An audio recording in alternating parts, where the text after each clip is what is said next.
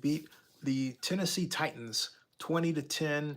I mean, let's face it, the Raiders beat a team they should have beaten, and it was one of those situations where if the Raiders had lost to the 1-4 at the time, now they're 1-5 Tennessee Titans, they would have been crowned the new worst team, one of the worst teams in the NFL, because we still have, believe it or not, the New York Jets sitting there at 0-6.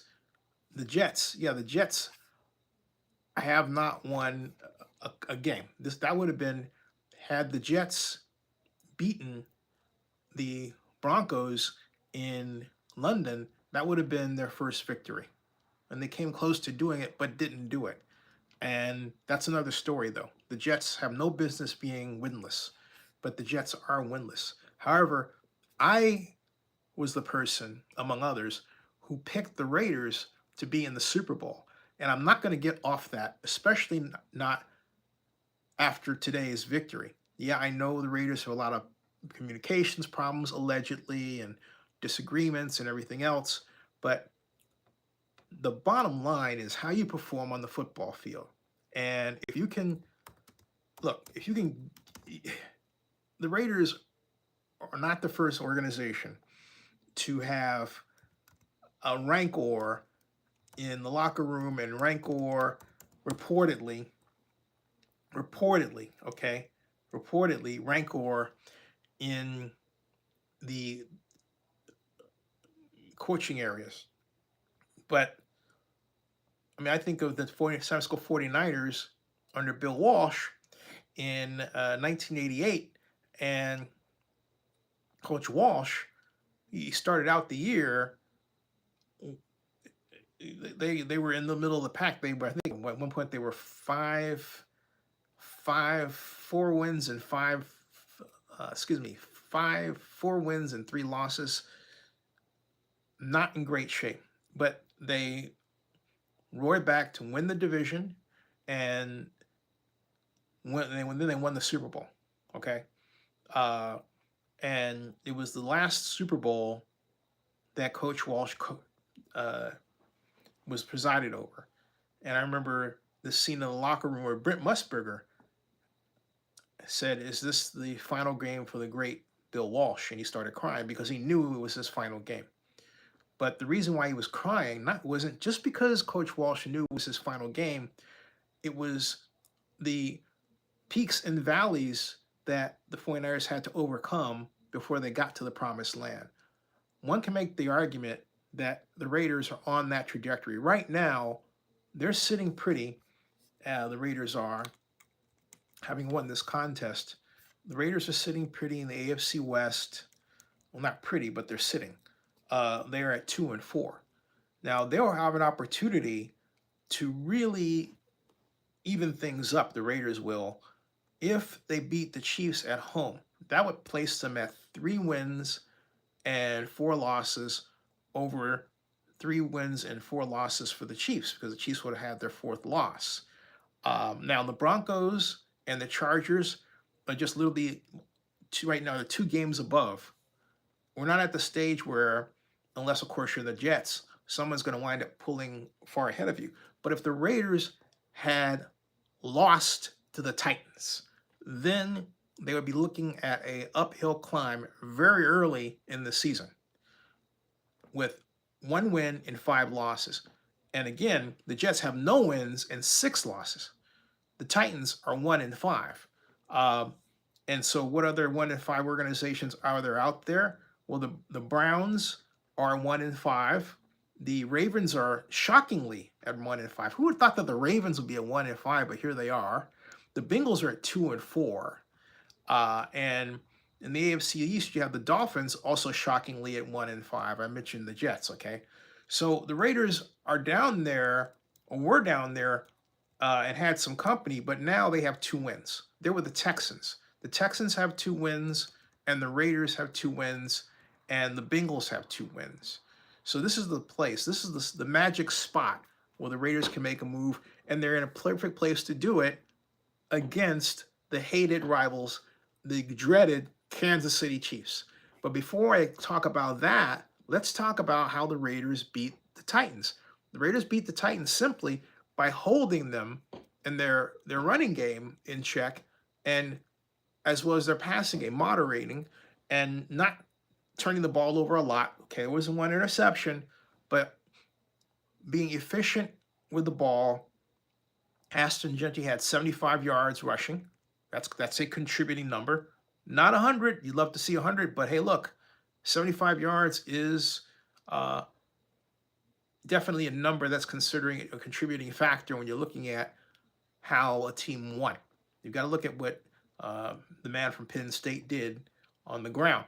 So if we go to take a deeper dive on on team stats, excuse me, I'm scrolling down here. We've got Cam Ward for the Titans, but then I mentioned Geno Smith. He was one touchdown, one interception, 17 of 23, which means he missed 6 passes. All right. Ashton was 23 of 75, was 3.3 yards per carry. So you want to do better there. Geno Smith was 4 for -3. I don't like that stat. And Raheem Mostert was 5 carries for -4. So still ways to go there. Trey Tucker, though, 5 for 70. Michael Mayer, 5 for 50. Jacoby Meyer, 4 for 39. So good spread out production regarding throwing the ball to these different receivers. And Devin White, 1 interception and 1 sack. Go Devin. 5 tackles, 4 assists. So Devin White, the man who originally thought and originally told me that, and I told him, brother, he was going to be an Oakland Raider, and he expected to be an Oakland Raider, but of course was picked up, as you know, by the Tampa Bay Buccaneers, is now a Raider and contributing in the way that people thought he would contribute a long time ago, me being one of them. So Devin White's been a fantastic addition to the Silver and Black without question, and he's learning the defense, settling in, and making an impact. Now, we go to those are team stats. Total yards. Raiders were 226. The Titans were just a yard under that at 225. Passing yards, 158, 160. A surprisingly even game considering the outcome. Rushing yards, 68 for the Raiders, 65 for the Titans. So what this says is, look, the Raiders have to improve, in particular, in their rushing game production. That's really got to improve.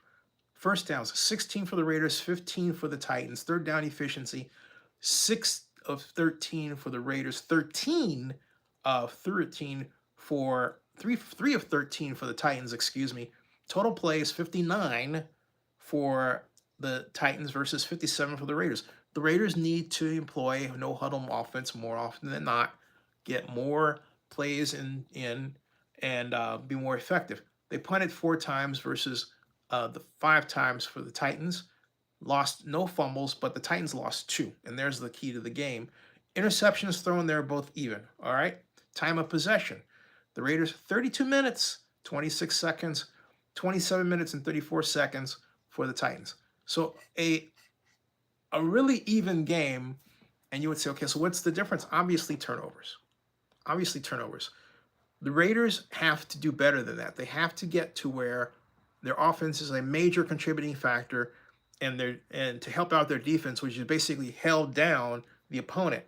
And how they do that is, I believe they have to call more play action, more rollout plays, more plays from formations that feature 2 running backs, 2 tight ends, sweet plays on the edge with Ashton. There, I like what they're doing with him out of the I formation, but they need to get away from the I formation because the Raiders don't seem to want to call play action plays out of the I formation to get the ball to their running backs. In the way that Coach Wash would do in this classic West Coast offense style, of which I have been a long, long fan, and perhaps you as well. They need to do that.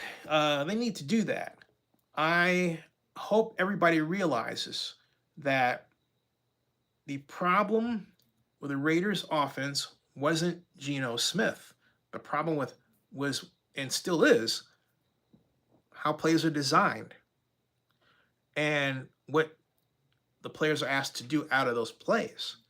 And the Raiders need to do a better job of having plays that don't call, particularly on the pass, don't give you this one big giant if then else statement like, okay, if the safety is here, then you go over here and you throw to this predetermined combination of patterns with these receivers that, just so happens cause an interception.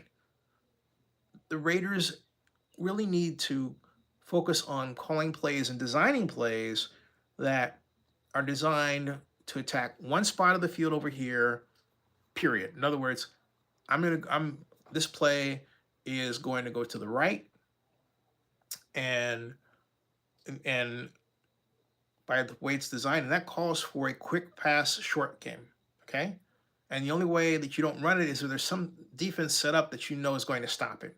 Okay, so you're going to roll out, you're assuming the edge is going to be blocked, but let's say there's a safety outside threatening the blitz. Well, you can't call that play over there that says you're going to roll out toward that blitz. You've got to call a quick slant the other direction, that sort of thing, all right? That's baked in your game plan. You can't ask the quarterback to make those adjustments on the fly. Like, what I don't like are these situations set up where you have a number of offensive coordinators. This reminds me of Ken Dorsey last year with Jameis Winston, the Browns, who they set this up where they literally want the organization, the players, to fix their the problem in on the fly during the game. That's what they're doing. Well, it's always, we want somebody who can scramble on the run.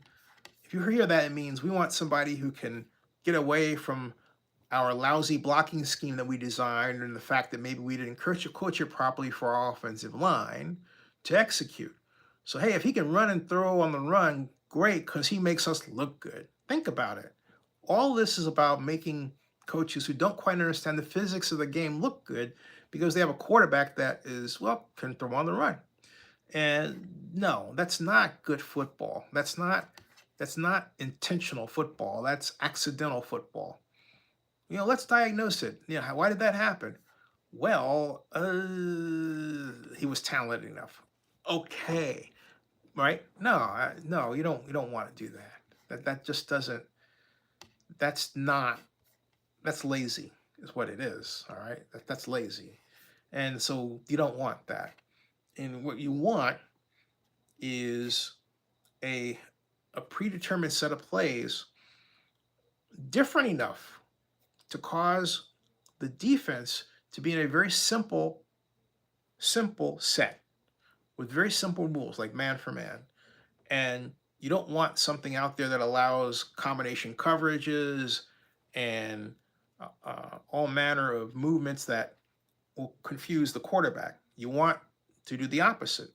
The offense is supposed to confuse the defense. The defense is not supposed to confuse the offense, all right? When you have the situation set up where the defense is confusing the offense, you have the makings of a problem and a potential game loss. That's not what you want to see have happen, all right? You don't want to have that happen. You have to give credit to the Raiders defense for holding the Titans in check. We have to give credit for Pete Carroll for bringing linebackers down. Whereas under Patrick last year, linebackers always complained about this. They were 5 yards off the line of scrimmage, and they gave you this big cushion to run through before you even were able to touch the running back. That made absolutely no sense to me whatsoever. Just says, that play designed by Chip to send Kappa on a fade was nasty work. Yes, it was. It worked. It was. And I, however, am still not. I'm still not a fan overall of Chip Kelly in the NFL. He has, to me, not proven that he can design an offense that meets the demands placed on NFL offenses by super fast defensive personnel. Uh, I haven't seen that yet from him. And I think one way you say, how do I get it? Say, well, how do you get it? Well, you spread out your receivers. You don't leave your receivers within the numbers like he does. I want him to spread out from sideline to sideline the defense. I want him to stretch the defense, and then I want him to literally throw short here and and or here have a rollout short pass and allow the development of the yards after the catch. Chip is not doing that, and that's what bothers me. Chip is not. He's not doing that. Jeff says definitely not living up to being a highest offensive coordinator in the league. No, he's not. He was great in college, and that's what happens. He goes to college and does something great, and so the reporters that a lot of reporters don't even know about football strategy. They don't even know how to design plays. There ought to be a kind of a quiz game party at the NFL draft or owners meeting or both, where or maybe once a year you get the media into a room with whiteboard and you ask them, you pick them out randomly and ask them to draw a play from scratch and explain it, right? And then live with the criticism that others, I mean, they have to be constructive criticisms. They can't be, I just don't think that looks good. They have to be the kind of criticisms that a coach would apply in the evaluation of a play and its ability to be effective or not. Um, and they have to, the whole purpose is to see if they're able to actually construct a cogent argument why they believe what they drew up makes sense. That's the idea. Why why do they believe this play makes sense? Because there's too much guessing. There's too much reporters saying, well, this play, this person was known for this particular type of play, and it worked in a certain way, and it's not true. What that person is saying is not true. Or this play does something that, in point of fact, it really doesn't do. You want to see if the people writing about football actually know football. All right. You want to see if the people writing about football actually know football. Okay. And I'm not convinced that we have a lot of people who do. And I think what I guess triggers me a little bit is in the mid-range days of going to the NFL draft, there was a group of people who started coming there, but they seemed to be judging why I was there, and they were all white, and they acted like it. And I was thinking, and I've seen some of the folks. I'm not going to mention names. I'm thinking these folks actually don't know football. All right. In other words, they don't know football to the point where they actually have a playbook. I have a playbook. I have drawn up plays. All you have to do if you're here, go to Google and type Eagle Offense NFL Zenny Abraham Gruden, and you'll see the play. It's a script document that you can download. Um, 77 pages of plays that I developed around the concept of a unique type of 4-by-1 formation. Okay, so you don't I don't see any other NFL media person who has their own playbook. The last NFL media person I talked to, who there's two who really come close, uh, and I think really get football strategy. One is, in modern times, my friend Mike Silver with his book "The Why Is Everything," but even he's explaining um, the rise of, I call them the Shanahan boys. Kyle Shanahan and Mike McDaniel and Raheem Morris and Sean Mc, Mc, Mac, Mac, Mac, the Rams coach. um, and I want to say McElroy, but it's not McElroy. It's but anyway, Sean McVay. Sean McVay. John McVay's son. Yeah, John McVay's son, Sean McVay. Sean McVay, and who am I leaving out? Of course, there's Kevin O'Connell with the Minnesota Vikings. Okay, I call them the Shanahan boys. Um, and then, of course, there's the legendary Paul Zimmerman, who I had the honor of interviewing. It's right here on Zenny62 on YouTube, who I met at my first NFL draft, 2006 NFL draft. He was kind enough to give me a great interview, which kind of it went a little weird. And I say that because, and I say it that way because I didn't expect, I didn't expect our talk to go into conversations about race, but it did. I was asking him about what the difference between the game today was versus yesterday, and he said it's a black man's game over a white man's game. It's a speed game and not a strength game, and uh, that was the first part, and then the other part had to do with Katie Couric.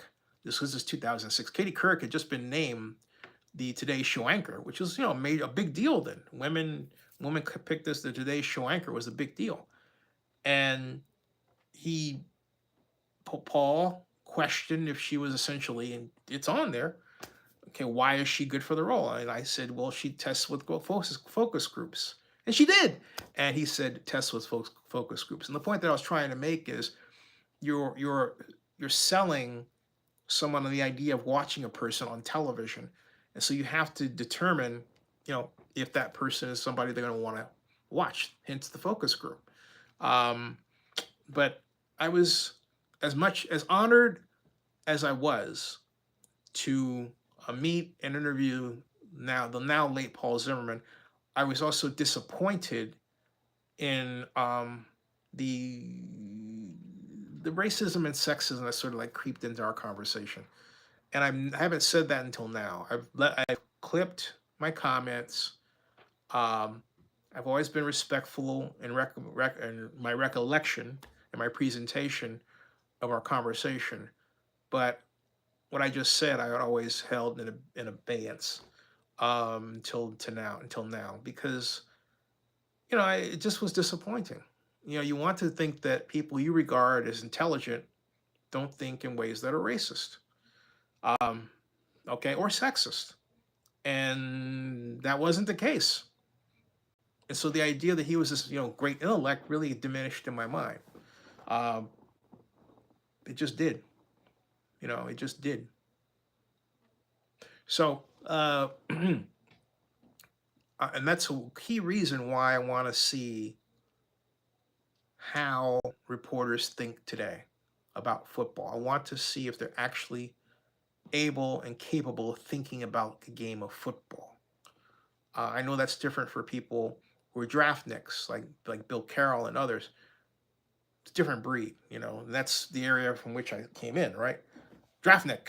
But I believe that a reporter who really understands strategy is a person who gives a great story. I'm not saying there are others who don't, not at all. Some of them do, and some of them are friends of mine. Okay, they know how. They realize that at the end of the day, it's a person's situation, and they are telling the story about people. I get that, but they're also telling the story about a game. And there's a lot of fun in covering what's considered to be innovation, right? What is it? Okay. And there you go. All right. So I went way far afield from what I was talking about with the Raiders. Now let's talk about the Raiders and the Chiefs again. And I believe the Raiders really they have to bring different blitzes to stop the Chiefs. Yes, occasionally blitzing the cornerback. Unpredictable. And with respect to the running game, they have to think in terms of making the Chiefs chase the running backs sideline to sideline, and then install play action plays that have the Raiders going one way, but then the ball goes the other. Um, Effectively, if you're thinking about it, you mean is like some of the Chiefs getting a sense of their own medicine. Not so much that, just that I'm not thinking so much in terms of style, but in terms of effectiveness. I think the Chiefs' defense is such that it's very important to counter them that way. Uh, they can be bludgeoned up the middle, and I don't believe that that should be taken off the table. That should be a key part of the game plan, but mixed in with the kind of misdirection approach I'm talking about. Yeah, so I'll talk more about that later. All right. Subscribe to Zenny62, everybody, on YouTube, and bookmark NFL News by Zenny62.com. See ya. Live long and prosper. Raiders. Remember, the Raiders' DNA is in Oakland.